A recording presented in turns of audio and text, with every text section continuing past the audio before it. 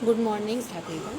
बच्चों, आज हम रूसो के सामान्य इच्छा की अवधारणा में और सर्वसम्मति में क्या अंतर है, सामान्य इच्छा का आलोचनात्मक मूल्यांकन और उसका महत्व, इस विषय में चर्चा करेंगे। जैसा कि मैंने आपको बताया कि रूसो ने अपने सामाजिक समझौते के द्वारा सामान्य इच्छा की अवधारणा का प्रतिपादन किया है, जिसका कि विस्तृत अध्ययन हम पिछले क्लास में कर चुके हैं। आज हम ये देखेंगे बच्चों कि सामान्य इच्छा और सर्वसम्मति में क्या अंतर है, क्योंकि कई बार ये एक भ्रम हो जाता है कि सामान्य इच्छा और सर्वसम्मति एक ही है, परंतु ऐसा नहीं है। दोनों में एक अंतर को रूसो ने इंगित किया है।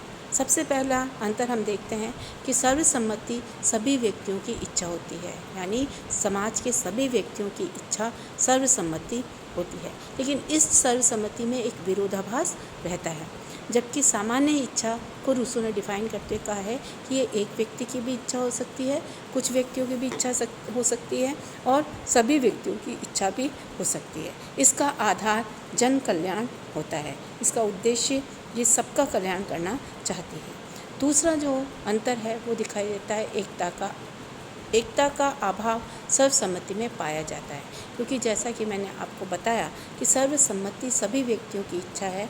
ज़रूरी नहीं है कि सभी व्यक्तियों में एक तालमेल हो, उनके व्यक्तिगत हित यहाँ पर रहते हैं और कहीं ना कहीं उनके बीच में एक टकराहट की जो स्थिति है वो उत्पन्न होती है। उनके विचार जो हैं वो सभी बिंदुओं पर समान नहीं होते हैं। लेकिन जो सामान्य इच्छा है उसमें रूसो ने ये बताया है कि एक एकीकरण है, ये इच्छाओं का एकीकरण है और ये राष्ट्रीय एकता का आधार है, तो इसमें एकता पाई जाती है। तीसरा अंतर है सर्वसम्मति विशेष परिस्थितियों में विशेष समुदाय या विशेष व्यक्तियों के हितों से जुड़ी हुई हो सकती है, लेकिन सामान्य इच्छा में इसकी कोई भी गुंजाइश नहीं है। सामान्य इच्छा में सभी के हितों पर कार्य होता है। ये सामान्य इच्छा संपूर्ण जनता के हितों से संबंधित होती है। तो कई बार हमसे प्रश्न पूछा जाता है कि सामान्य इच्छा में और सर्वसम्मति में क्या अंतर है, तो हम उसको इस तरीके से बता सकते हैं। अब ये आती है बच्चों कि सामान्य इच्छा का आलोचनात्मक मूल्यांकन, क्योंकि कोई भी विचार आता है तो उसके पक्ष और विपक्ष दोनों ही तर्क होते हैं। तो सामान्य इच्छा की आलोचना भी की गई है। पहली आलोचना है अस्पष्ट और अव्यावहारिक है।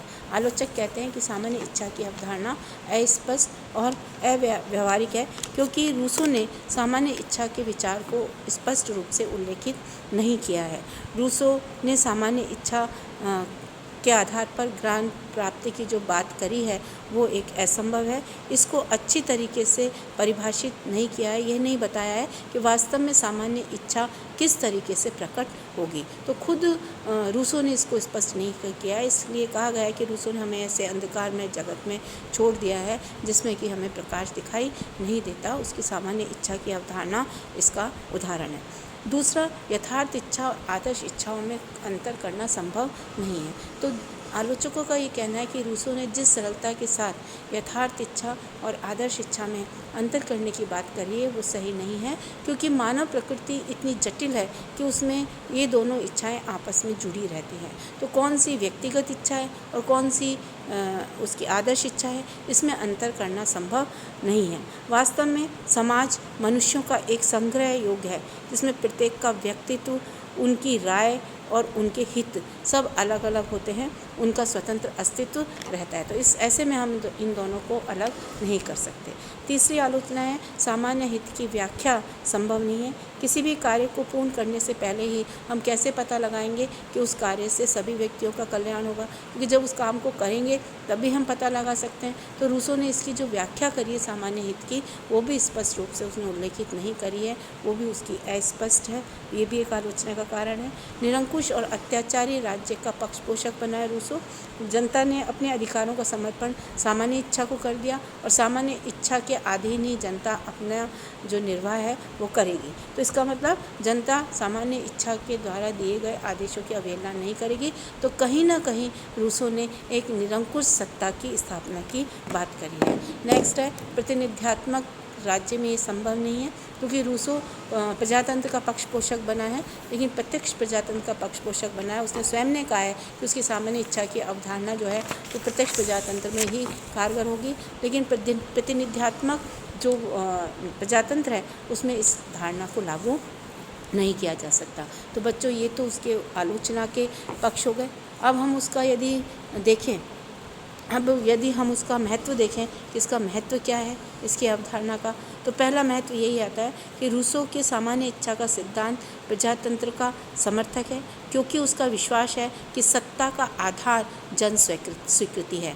जन स्वीकृति को मान्यता दी है रूसो ने सर्व जन कल्याण की बात करी है और सरकार का ये दायित्व बताया है भी जो भी वो नियम कायदे बनाएगी वो जनहित को ध्यान में रखकर बनाएगी, अर्थात जनता की इच्छा सर्वोपरि है।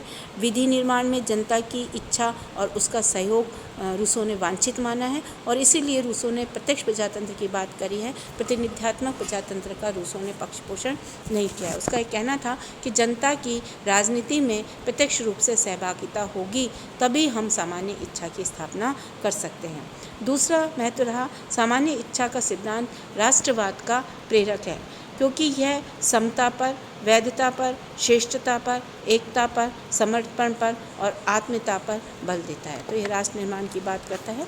तीसरा, सामान्य इच्छा की अवधारणा का प्रभाव कई क्रांतियों पर पड़ा। फ्रेंच की जो क्रांति थी उस पर इसका ही प्रभाव पड़ा। फोर्थ है, इस अवधारणा में व्यक्ति और सामान्य हित को प्रधानता दी गई है, व्यक्तिगत हित को प्रधानता नहीं दी गई है, सामान्य हित को प्रधानता दी गई है। फिफ्थ है, यह सिद्धांत सावयवी एकता पर आधारित है। तो बच्चों, आपको पता है कि सावयवी एकता क्या है? सावयवी एकता क्या है? जिस तरीके से शरीर अंगों के एकता पर निर्भर करता है। हमारा शरीर तब सही स्वस्थ रहते हैं जब सभी अंग सही रूप में कार्य करते हैं। तो एक तालमेल किसको जिंदा रखता है? शरीर को स्वस्थ रखता है। उसी तरीके से राज्य एक व्यक्तियों का संग्रह है, तो व्यक्ति यदि सही तरीके से कार्य करेंगे तो राज्य भी विकास करेगा। तो सामान्य इच्छा किसकी इच्छा है? व्यक्तियों की जन कल्याण पर आधारित इच्छा है। तो यह सिद्धांत सावयवी एकता पर बल देता है।